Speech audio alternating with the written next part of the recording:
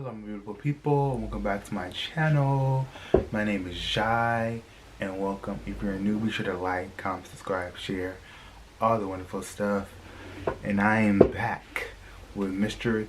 Casual Geographic, and this is dogs that will sing you to dog. Wait, dogs that will sing you to dog backwards. Oh, okay. So G-O-D is God, okay. So yeah, sit back, relax, and let's watch. I love dogs. And yeah, like, comment, subscribe, share, all wonderful stuff. Check out my other social media platforms down below. And let's get into it. Sit back, relax, get comfortable. These are the dogs that would take the leash off and walk you. Because a lot of y'all have gotten way too confident. I've said it before, but one way to see how a guy's mind works is to ask him, what's the biggest animal you could beat in a fight? And if you want to see how highly he thinks of himself, ask him, what's the biggest dog he could take down? Or if there's even one alive that he couldn't. TikTok has taught me a majority of y'all are KOing anything Chihuahua. Allegedly. Now in their defense, there's over 350 breeds of dogs, and the average man is bodying most of them. Dogs are built for friendship, some quite literally. And they're descended from a pack hunter who really isn't about the one-on-ones. Plus, dogs have one real way of delivering damage, and unless they have the size to make up for it, most dogs can't go band for band with the average man. Think about size. The Hulk dog. You guys ever seen the Hulk when they mutated those dogs? Once dogs hit that 140 to 150 pound range, they go from a loud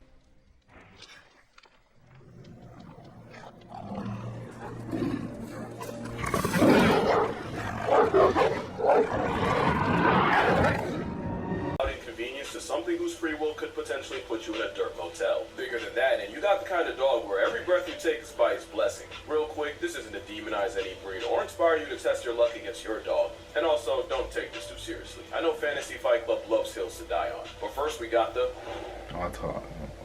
Kangal Shepherd is a Turkish Fido flex bred as a livestock guardian dog against jackals, wolves, and bears. Males on average get from 110 to 150 pounds, but ask around. Someone will tell you about their 180-pound attitude adjustment. An important distinction is that these aren't herding dogs. They're guarding dogs. The canine insurance policy pretty much are part of the herd, and any predators that flock around very quickly find out. Kangals will defend theirs in any situation. While the cellmate or Cerberus prefers intimidation, they'll catch a clean body if it gets there. The catch is, since Kangals are built to defend the defenseless, they're unironically really good with children. But with a temper more trigger-happy than the state of Texas, nothing steps to a member of a Kangal's herd without getting read in an obituary. Apparently, some Kangals have snapped at their owners for getting too close to their own sheep. With Kangals having the strongest bite of any dog at an alleged 743 pounds per square inch, a snap from a helicoptering horsehound hits much different. They're so protective, they even protect some of the predators they were hired against. In Namibia, ranchers and cheetahs share an area code, and in a world where a dead cow can set your entire family back, many cheetahs become chalk outlines in the name of asset protection. But having Kangals and Anatolians on site, which as far as I understand are Americanized Kangals, the cheetahs get run off by canine conflict resolution before the ranchers have to reach for a permanent solution. The Kangal option actually reduced cheetah trappings and killings by 80%, and in some places they're providing the same deterrent service to wolves. So all in all, they're still a good dog, just not for everyone. And not just because they need space, experience, and most importantly a purpose, they need discipline, because gentle parenting means Turkish Tank rips your arm out of the socket the first time he sees a squirrel. This fluffy boulder would send you back to the mountains they spawned from. Forged in the mountains of Caucasus, the Caucasian Shepherd is also called the Russian Bear Dog, even though they're not Russian, and you're liable for a lecture if you call them that in front of the wrong person. They also weren't bred to hunt bears. They're also livestock life insurance. It's just that calorie blocking a bear might just come with a job description. The blow-dry Tasmanian Devil comes in two forms, the longer-coated mountain type and the shorter-coated steppe version. The mountain brand are the big boys, and usually the ones that can get to over 200 pounds. And I promise you, you are not choking out a Wolverine on creatine with war experience. The dog, also called the ovcharka, was used in World War II as Soviet Union guards that would gatekeep Soviet gulags. So they might not send you there, but they'll keep you in his custody. So even though they didn't originate in Russia, before the Soviet Union developed an atomic bomb, they mobilized a furry nuke in the form of Fido. Also Also, a good amount would patrol the Berlin Wall, and after the wall came down and the dogs were adopted out, many of the veterans would suddenly remember their orders whenever near the past tense wall, and would robotically walk in obedience to a wall that wasn't there. So yeah, folks messed around and created an absolute unit of a sleeper agent, and it isn't until you have about 200 pounds of dog resisting your will that you realize what the amounts of Caucasus were cooking. There's a reason this domesticated bear is used in Russian prisons. Imagine packs of ovcharkas roaming the city of Berlin at the expense of anyone unlucky enough to run into them. Well, you don't need imagination. For one of the dogs next, it's a reality. Okay, this is honestly the first place my mind went after hearing about the man versus dog debate. You tell him to sit, he looks at you like this. What is your next move? Diacucho decides to climb on your couch where he knows he's not allowed. What is your vehicle of retribution? I pray it's not a rolled up newspaper. He's gonna make you a small section of the next one. Latin is like a linguistic black light that tells the full story of a word. And when you shine it on cane corso, canis is dog, and corso or cohors refers to guard, specifically a military guard dog. Corsos, or actually corsai, are kind of the guard dog, and they're descended from ancient Roman war dogs known as Canis pugnax. For Corsai, the Italian mastiff would attack enemy lines in battle with buckets of flaming, scalding hot oil strapped to their backs. Fun fact, in my culture, gani is the name of a spice you put on dishes, and to me it's all good, but to someone who's never had it before or doesn't know how to handle it, it can be an overseasoned assault in the senses. Same story with the uber black of dogs. Handle them wrong and they're a one-way trip straight to Valhalla. And with many over 120 pounds, I do believe every conscious breath you take is with their consent. Again, they're guard dogs that protect their pack, and within it, they're docile family dogs that you can trust with the kids. But the same dog that can tear a wild boar in half like a phone book would absolutely turn you into coffin fodder in a fight. I mean, they're beautiful dogs. This might be the most color. underrated dog out here. First time I saw one, I genuinely thought it was a customized cane. And while they look similar, at up to and often over 140 pounds, the Bressa Canario somehow tankier than the canine Italian stallion. Don't get it twisted, the Spanish Mastiff off the Canary Islands is 404 in most men. They just might have been brought over by Spanish conquistadors, and they were admired for their intelligence, toughness, and like a fitted sheet they won't fold. But they were also bred specifically to exterminate wild or stray dogs. And that's something I'm going to touch on later, because LGDs like ovcharkas, they're not meant to murk predators, just discourage them. They bred the Bressa Canario to erase other dogs. That's basically a canine assassin. The hired gun was also a reoccurring character in dogfighting rings, even after it was criminalized. Because of this, the pride of the Canary Islands almost went extinct in the 60s. Luckily, a breed society, Club Español de Bressa Canario, was formed, and they came up with a breed standard. The standard was approved in '89, and the Bressa Canario was recognized as the official dog of the Canary Islands. The goal was to help the Bressa make a comeback, and today they're still going strong. They have a lifespan that can last over a decade, despite all the nerfs that come with being a big dog. Which means we're talking about the dog that has fought its own kind, its own biology, and literal extinction. Not the type I want to start problems with. Now let the record show that the muscle of canary is the equivalent of a canine wet wipe around family, but any burglar is getting blacklisted from the census. Once upon a time, a zoo in China caught heat for trying to pass off a dog as an African lion. Oh, it didn't last long, they were for sure wrong, but when you squint at a Tibetan Mastiff, you see their inspiration. This woolly mammoth is one of the oldest dog breeds alive, and they were used to protect Buddhist monasteries and Tibetan monks from apex threats like wolves, bears, and snow leopards. Traditionally, the hound of the Himalayas will sleep all day and patrol the villages at night. Snow leopards. Buddhist monasteries and Tibetan monks from apex threats like wolves, bears, and snow leopards. Traditionally, the hound of the Himalayas will sleep all day and patrol the villages at night, so if you take in a Tibetan Mastiff, you may find their habits nocturnal. They're built different. I'm talking genetically sequenced abnormally. Back in the day, Tibetan Mastiffs were bred with Tibetan wolves. Dogs have a special protein that helps red blood cells carry oxygen 50% more efficiently. This mutation does not appear in other dogs, but you do see it in the Tibetan subspecies of gray wolf, which is why the sentient hair salon pile can survive such a high altitude. It's not hard to see how a full-grown literal Clifford can send wolves running. And that's what I wanted to mention. These are guardian dogs, not attack dogs. They don't want you dead, necessarily, just gone. They're not out here looking for smoke, and if you have one, you'll find that the most dangerous thing about them is the constant slaughtering can be a slip hazard. But there's a catch. The Tibetan Mastiff wasn't just insurance. They were a status symbol, especially in China. One named Big Splash sold for $1.5 million, so they can ruin you physically and financially. The problem is, like all fads, the TM hype faded fast, and Yalko was more abandoned Mastiffs than anyone knew what to do with.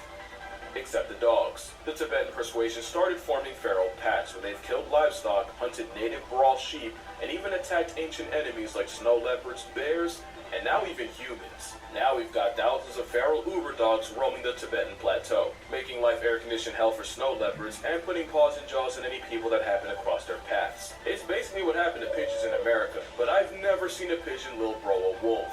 I don't know what's with all the videos of Tibetan mastiffs and wolves in the same place, but I have not seen one where the dog doesn't completely bully the, albeit smaller, Asian wolves.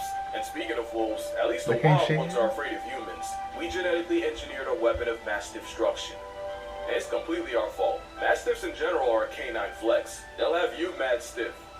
As in rigor mortis, the bull mastiff looks like a sweetheart that could genuinely bench press your family. The Neapolitan mastiff was literally built on honey badger principles. Loose skin so that even when clamped, they can always turn around and face their problems. But it also makes them look like a victimized pizza pie, cheese sliding right off. But we can't forget the English Mastiff, one of the few dogs that could successfully maul a wolf. Sandlot. For reference, the beast from Sandlot was an English Mastiff, and the record for the heaviest dog is held by Ika Mazorba, an English stiffy weighing 343 pounds. And of course, we can't forget my favorite Mastiff, and honestly dog, the Rottweiler. This Rizzohund is an easy attitude adjustment for any man that thinks he can whoop any dog. But one dog you would absolutely get worked by is...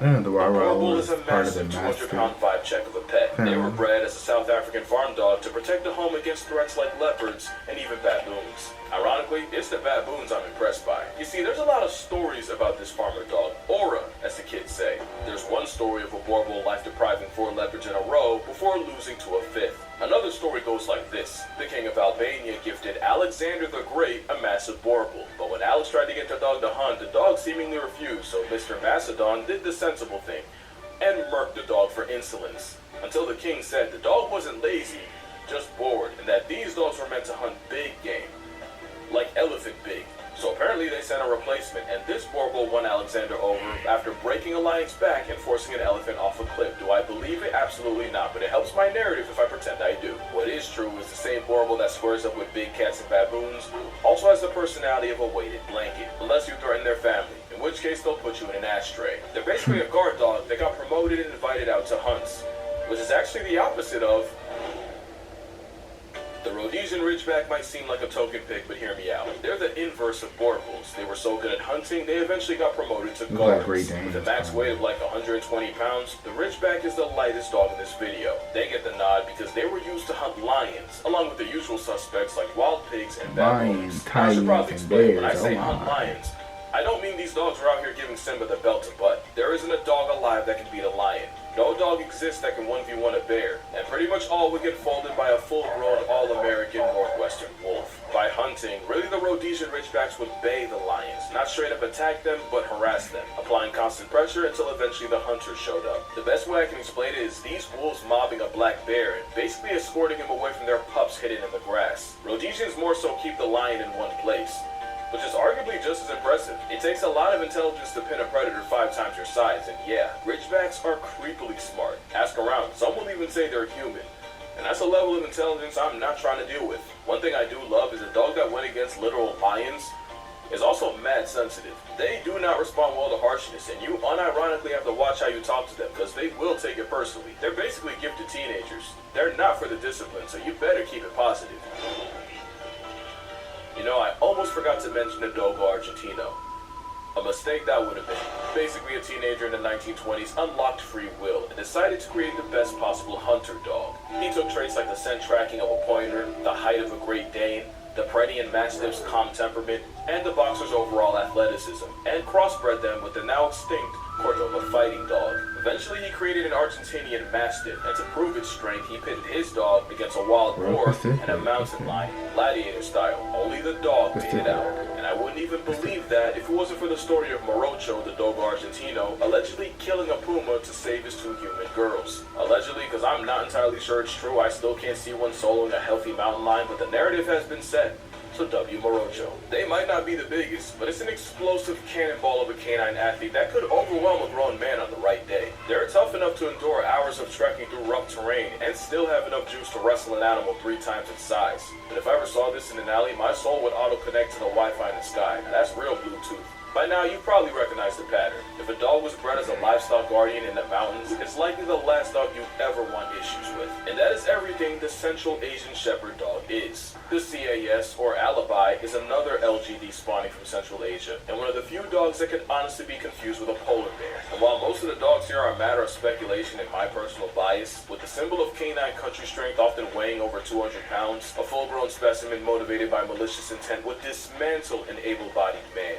And as one of the oldest dogs, humans didn't really do that much to breed them. They were honestly bred more by the harsh environment than anything. Just an overall unit of everything a dog can be, and likely the biggest dog most people have never heard of. Again, this isn't to demonize any breed in particular. I just figured the man versus dog thing gave me an excuse to talk about him, and I don't think I ever did make a dog video, so, you know, 2 birds, 1 stone and stuff. And if you're a man who thinks they can solo everything on this list, you got it. Don't take it too serious, although I haven't made an animal versus animal video in a minute.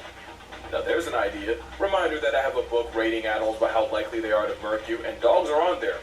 Their rating might just surprise you, but that's gonna do it. Drink water, hug your mother, always research the breed before you end up with a bear in your backseat. Acknowledge my shirt, please, and I'ma see y'all in the next one. Hey! What the f*** are you doing? How did you get up there? Odin? Dogs do what they want. Cats do what they want. You know what I'm saying? Yeah, I love dogs, but yeah, I love dogs. Dogs are awesome. Dogs are playful. It's not about the dog. It's about how you train them. Cause if people be like, what's the meanest dog, or whatever, people say like pit bulls, Rottweilers, and yeah, those are like a Doberman or something. But it's how you train the dog. Cause any dog can be bad or good. It's how you train them. Yeah, this was GEOGRAPHIC. And probably Great Dane was in here, but it's alright. Yeah, dogs, I was singing you to dog backwards. That was GEOGRAPHIC. Hope you guys enjoyed this video. Have the most awesome, positive day. Stay awesome, stay grateful, and until next time, you guys, deuces.